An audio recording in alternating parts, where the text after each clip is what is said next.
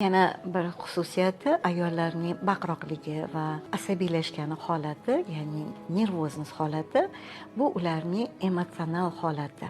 Ya'ni emotsional holati deganimda, ular emotsiyalarini to'liq ifoda eta olmaydi. Ya'ni haqiqiy, rostgo'y hissiyotlarni ayta olmaydi.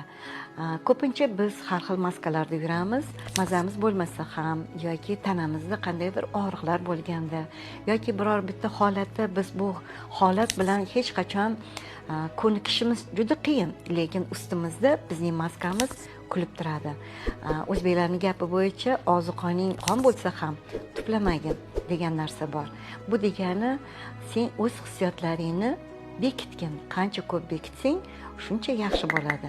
Lekin bu holat qachondir yorilib chiqadi, yo kasallikka, albatta bu ko'pincha qon bosimiga olib keladi yoki qandli diabetga olib keladi. Chunki biz